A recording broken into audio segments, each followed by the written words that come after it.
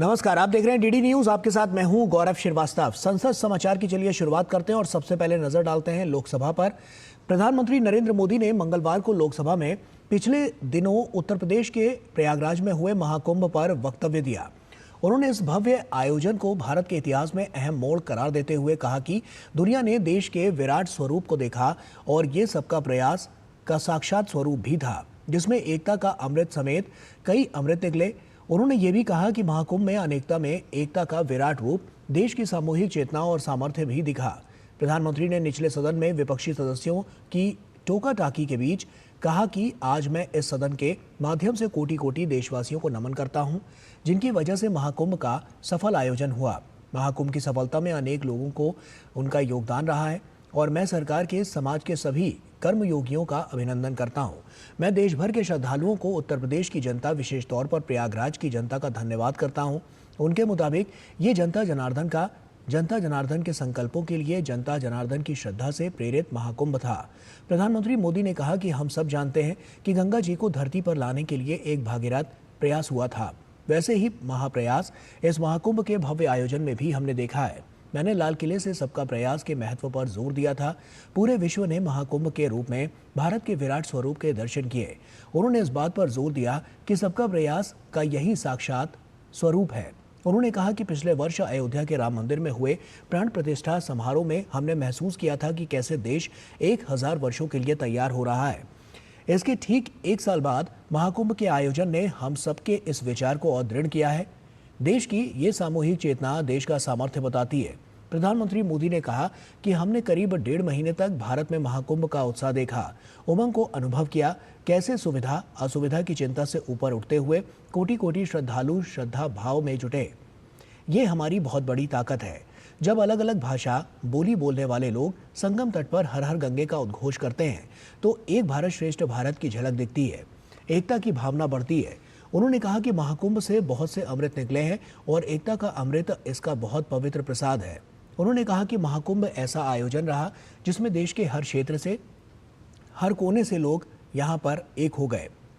लोग अहम को त्याग कर वयम के भाव से, मैं नहीं हम की भावना से प्रयागराज में जुटे। प्रधानमंत्री ने इस बात पर जोर दिया, देश के इतिहास में कई ऐसे पल आए हैं जिन्होंने देश को नई दिशा दी और देश को झकझोर कर जागृत कर दिया।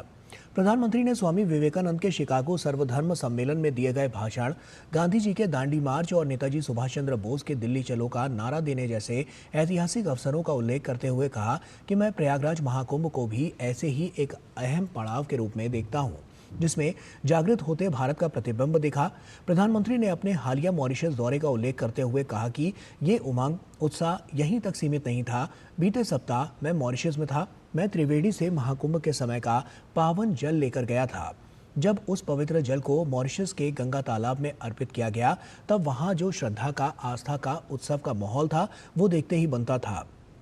उनके अनुसार ये दिखाता है कि हमारी परंपरा, हमारी संस्कृति, हमारे संस्कारों को आत्मसात करने की भावना कितनी प्रबल हो रही है। प्रधानमंत्री मोदी ने कहा कि आज पूरे विश्व में जब बिखराव की स्थितियां हैं, उस दौर में एकजुटता का ये विराट प्रदर्शन हमारी ताकत है। अनेकता में एकता भारत की विशेषता है, ये हम हमेशा कहते आए हैं और इसी के विराट रूप का अनुभव हमने प्रयागराज महाकुंभ में किया है। उन्होंने इस बात पर भी जोर दिया कि हमारा दायित्व है अनेकता में एकता की इसी विशेषता को हम निरंतर समृद्ध करते रहें। प्रधानमंत्री ने लोकसभा में कहा कि महाकुंभ से प्रेरणा लेते हुए हमें नदी उत्सव की परंपरा को नया विस्तार देना होगा। हमें इस बारे में जरूर सोचना चाहिए, जिससे वर्तमान पीढ़ी को पानी का महत्व समझ में आएगा और नदियों की साफ सफाई के साथ साथ नदियों की रक्षा भी होगी। उन्होंने कहा कि भारत की नई पीढ़ी महाकुंभ से जुड़ी और ये युवा पीढ़ी आज गर्व के साथ अपनी आस्था और परंपराओं को अपना रही है। लोकसभा में मंगलवार को प्रधानमंत्री नरेंद्र मोदी द्वारा महाकुंभ पर वक्तव्य दिए जाने के बाद विपक्षी सदस्यों ने उनके भाषण में प्रयागराज भगदड़ में मारे गए लोगों का उल्लेख नहीं होने तथा नेता प्रतिपक्ष राहुल गांधी को बोलने का अवसर देने की मांग करते हुए सदन में हंगामा किया, जिसके कारण सदन की कार्रवाई एक बार के स्थगन के बाद बुधवार सुबह 11 बजे तक के लिए स्थगित कर दी गई। प्रधानमंत्री का वक्तव्य पूरा होते ही विपक्षी सदस्यों ने सवाल जवाब की मांग करते हुए और प्रयागराज में भगदड़ में मारे गए लोगों का उल्लेख नहीं किए जाने का हवाला देते हुए हंगामा शुरू कर दिया। कांग्रेस और उसके सहयोगी दलों के सदस्य चाहते थे कि राहुल गांधी को सदन में बोलने का मौका दिया जाए। इस पर लोकसभा अध्यक्ष ओम बिरला ने कहा कि नियम 372 के तहत प्रधानमंत्री और मंत्री स्वेच्छा से सदन में वक्तव्य दे सकते हैं और उस पर कोई सवाल जवाब नहीं होता है। इस पर असंतोष जताते हुए विपक्षी सदस्य आसन के निकट पहुंचकर नारेबाजी करने लगे। हंगामे के कारण बिरला ने दोपहर करीब 12:30 बजे सदन की कार्रवाई 1 बजे तक के लिए स्थगित कर दी। सदन की कार्रवाई फिर से शुरू होने पर विपक्ष का हंगामा जारी रहा। नारेबाजी के बीच ही रेल मंत्री अश्विनी वैष्णव ने रेल मंत्रालय के नियंत्रणाधीन अनुदानों की मांगों पर चर्चा का जवाब दिया। उनके जवाब के बाद सदन ने उन्हें ध्वनिमत से मंजूरी दी। इसके बाद पीठासीन सभापति संध्या राय ने जल शक्ति मंत्रालय के नियंत्रणाधीन अनुदानों की मांग पर चर्चा शुरू करवाई और भाजपा सांसद जगदंबिका पाल बोलने के लिए खड़े हुए, लेकिन विपक्ष के सांसदों की जोरदार नारेबाजी जारी रही। संसदीय कार्य मंत्री किरण रिजिजू ने कहा कि विपक्ष के लोग सदन से बाहर कहते हैं कि उन्हें बोलने का मौका मिलना चाहिए, जबकि सदन के अंदर आकर वे हंगामा करते हैं। उन्होंने कहा कि चर्चा के बाद जब मंत्री जवाब देते हैं तो विपक्ष के लोग उन्हें सुनना नहीं चाहते। हंगामा नहीं थमने पर संध्या राय ने लगभग 2 बजे सदन की कार्रवाई बुधवार सुबह 11 बजे तक के लिए स्थगित कर दी। रेल मंत्री अश्विनी वैष्णव ने अपने मंत्रालय के नियंत्रणाधीन अनुदानों की मांगों पर चर्चा का जवाब देते हुए कहा कि रेलवे कोरोना वायरस महामारी के बाद अब करीब हर साल अपने खर्चे अपने ही राजस्व से पूरे कर पा रहा है और स्वस्थ स्थिति की ओर बढ़ रहा है। उन्होंने लोकसभा में कहा कि प्रधानमंत्री नरेंद्र मोदी के रेलवे के प्रति भावनात्मक लगाव और सार्वजनिक परिवहन की इस सेवा के विकास एवं विस्तार के लिए केंद्र सरकार द्वारा उठाए गए अनेक कदमों के परिणाम स्वरूप आने वाले समय में रेलवे आगे और बेहतर करने का प्रयास करेगा।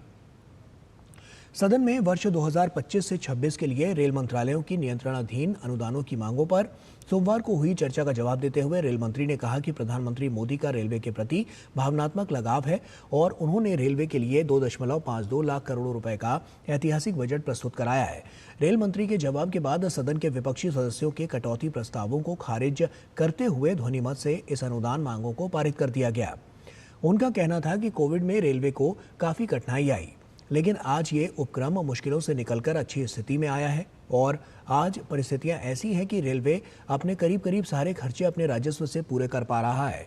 उन्होंने कहा कि रेलवे 60,000 करोड़ रुपए की सब्सिडी यात्री किराए पर देता है और इसे सामाजिक प्रतिबद्धता की तरह लेता है। वैष्णव ने कहा कि आज भारत रेलवे माल ढुलाई के लिए मामले में अमेरिका और चीन के साथ शीर्ष 3 देशों में शामिल है। लोकसभा में प्रश्नकाल के दौरान कृषि मंत्री शिवराज सिंह चौहान ने फसल बीमा योजना संबंधी पूरक प्रश्न का उत्तर देते हुए कहा कि मोदी सरकार से पहले फसल के नुकसान के लिए मुआवजे की सबसे छोटी इकाई तहसील होती थी और जब तक पूरी तहसील में फसल बर्बाद ना हो किसानों को मुआवजा नहीं मिलता था। शिवराज सिंह चौहान ने कहा कि प्रधानमंत्री नरेंद्र मोदी की सरकार में गांव को सबसे छोटी इकाई बनाया गया और एक गांव में फसल को नुकसान होने पर भी किसानों को राहत मिलती है। उन्होंने प्रधानमंत्री मोदी की प्रशंसा करते हुए कहा कि यदि देश का नेता दूरदृष्टि वाला हो तो व्यवस्थाएं अपने आप बदलने लगती हैं। वहीं शिवराज सिंह चौहान ने कहा कि किसानों की हालत 1 दशक पहले बहुत खराब थी, लेकिन इस सरकार के आने के बाद प्रधानमंत्री नरेंद्र मोदी के नेतृत्व में एक नहीं अनेक उपाय किए गए हैं, जिसके कारण किसानों की हालत लगातार सुधर रही है। तो ये तो रही बात लोकसभा की। आइए अब बात करते हैं राज्यसभा की।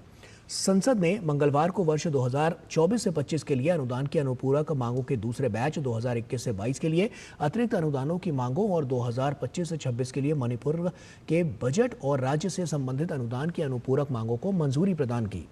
राज्यसभा में इन पर चर्चा होने और वित्त मंत्री निर्मला सीतारमण के जवाब के बाद इन्हें ध्वनिमत से लौटा दिया गया। लोकसभा इन्हें पिछले सप्ताह मंगलवार 11 मार्च को ही पारित कर चुकी है। उच्च सदन में चर्चा का जवाब देते हुए वित्त मंत्री निर्मला सीतारमण ने कहा कि अनुदान की अनुपूरक मांगों का बड़ा हिस्सा उर्वरक सब्सिडी और एकीकृत पेंशन योजना पर खर्च होगा। उन्होंने कहा, हम मणिपुर की अर्थव्यवस्था को पटरी पर लाने के लिए प्रयास करते रहेंगे। वित्त मंत्री के जवाब पर असंतोष जताते हुए तृणमूल कांग्रेस सहित कई विपक्षी दलों के सदस्यों ने सदन से वॉकआउट किया। सीतारमण ने इस बात पर जोर दिया कि कुछ छिटपुट घटनाओं को छोड़कर पूर्वोत्तर राज्य में कुल मिलाकर कानून व्यवस्था की स्थिति में सुधार हुआ है। सीतारमण ने पिछले सप्ताह सोमवार को 2025 से 26 के लिए मणिपुर का बजट पेश किया था, जिसमें 35,103.90 करोड़ रुपए के व्यय का अनुमान किया गया है, जो चालू वित्त वर्ष 32,656.81 करोड़ रुपए से अधिक है। 13 फरवरी 2025 को संविधान के अनुच्छेद 356 के तहत जारी उद्घोषणा के परिणाम स्वरूप मणिपुर राज्य के विधानमंडल की शक्तियां संसद द्वारा या उसके प्राधिकार के तहत प्रयोग की जाएंगी। सीतारमण ने कहा कि केंद्र और राज्य सरकार दोनों के सामूहिक प्रयास से कुछ छिटपुट घटनाओं को छोड़कर राज्य में कानून और व्यवस्था की स्थिति में काफी हद तक सुधार हुआ है। वित्त मंत्री ने यह भी आश्वासन दिया कि मणिपुर को तेज आर्थिक विकास के लिए हर संभव वित्तीय सहायता दी जाएगी। उन्होंने कहा कि हम मणिपुर में सामान्य स्थिति और समृद्धि लाने के लिए प्रतिबद्ध हैं। उन्होंने कहा कि गृह मंत्री अमित शाह मणिपुर गए थे और वहां उन्होंने कई राहत शिविरों में जाकर पीड़ितों की समस्याओं को पूरी गंभीरता के साथ सुना। वित्त मंत्री ने तृणमूल कांग्रेस सहित विपक्षों पर आरोप लगाया कि प्रधानमंत्री नरेंद्र मोदी जब मणिपुर के बारे में लोकसभा में बोल रहे थे तब विपक्ष ने उन्हें बोलने नहीं दिया और वे लगातार टोका-टाकी और हंगामा करते रहे, किंतु प्रधानमंत्री ने दृढ़ता से अपनी बात रखी। उन्होंने विपक्ष से अनुरोध किया कि मणिपुर एक संवेदनशील मुद्दा है, हम सभी को एक दूसरे का समर्थन करना होगा।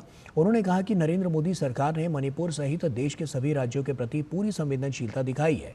इससे पहले आज शून्यकाल में विभिन्न सदस्यों ने लोक महत्व के कई विषयों को उठाया और इसी दौरान कांग्रेस की पूर्व अध्यक्ष सोनिया गांधी ने वर्तमान केंद्र सरकार पर महात्मा गांधी राष्ट्रीय ग्रामीण रोजगार गारंटी अधिनियम मनरेगा को व्यवस्थित रूप से कमजोर करने का आरोप लगाया और इस कानून के तहत न्यूनतम मजदूरी और कार्य दिवसों की संख्या बढ़ाए जाने की मांग की।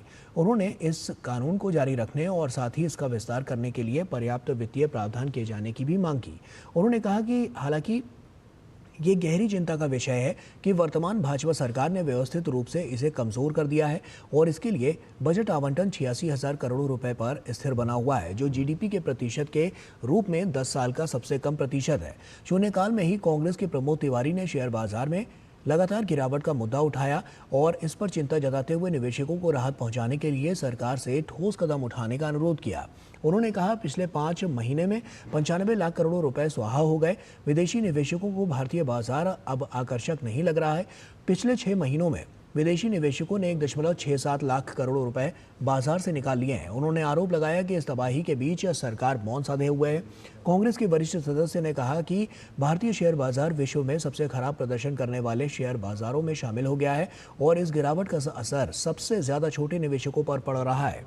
तृणमूल कांग्रेस के साकेत गोयल ने भारत के पूर्व मुख्य चुनाव आयुक्त दिवंगत TN शेषन को भारत रत्न दिए जाने की मांग की। शून्यकाल के कांग्रेस के इमरान प्रताप गढ़ी, शक्ति सिंह गोहिल, रंजीत रंजन, अनिल कुमार यादव मंदादी, राष्ट्रीय जनता दल के मनोज कुमार झा, संजय यादव, भाजपा की माया नरोलिया, कल्पना सैनी, धैर्यशील मोहन पाटिल, सीमा द्विवेदी, सदानंद महालू, शेठ तानवाड़े, बीजू जनता दल के सुस्मिता पात्रा, मुजीबुल्ला खान, भारतीय कम्युनिस्ट पार्टी के संतोष कुमार पी ने विभिन्न लोक महत्व के मुद्दे उठाए। उच्च सदन में स्वास्थ्य एवं परिवार कल्याण मंत्रालय के कामकाज पर भी चर्चा की गई। चर्चा की शुरुआत करते हुए द्रमुक की तिरुचि शिवा ने कहा कि कोई भी सरकार देश के लोगों के स्वास्थ्य और कल्याण के लिए कितनी चिंतित है, ये बात उसके बजट से पता चलती है। उन्होंने कहा कि 2017 से 2018 के आम बजट में स्वास्थ्य क्षेत्र के लिए किया गया आवंटन कुल राशि का 2.5% था, जो गिरकर अब 1.9% रह गया है। उन्होंने कहा कि देश में 30 करोड़ लोग गरीबी रेखा से नीचे बसर कर रहे हैं, वहीं 40 करोड़ लोग मध्यम वर्ग में आते हैं। उन्होंने कहा कि सरकार को इन दोनों वर्गों को ध्यान में रखते हुए स्वास्थ्य क्षेत्र में अधिक आवंटन करना चाहिए। चर्चा में भाग लेते हुए भाजपा के डॉक्टर भागवत कराड़ ने कहा कि तमाम आंकड़े देकर बताया गया है कि पिछले 10 वर्ष में भारत ने स्वास्थ्य के विभिन्न मानकों पर काफी प्रगति की है। उन्होंने कहा कि सरकार ने बजट में स्वास्थ्य क्षेत्र के आधारभूत ढांचे और कार्यबल के लिए पर्याप्त प्रावधान किए हैं। उन्होंने कोविड महामारी के दौरान मोदी सरकार ने देश के सभी नागरिकों को टीका लगवाया और कई देशों को इस टीके का निर्यात भी किया।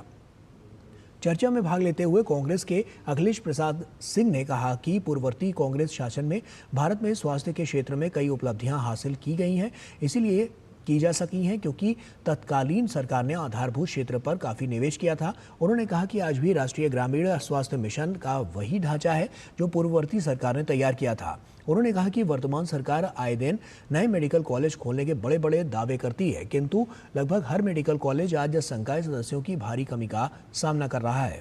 तृणमूल कांग्रेस के सुखेंदु शेखर राय ने स्वास्थ्य क्षेत्र की विभिन्न योजनाओं के तहत केंद्र सरकार द्वारा पश्चिम बंगाल के साथ भेदभाव करने और आवश्यक कोष जारी न करने का आरोप लगाया।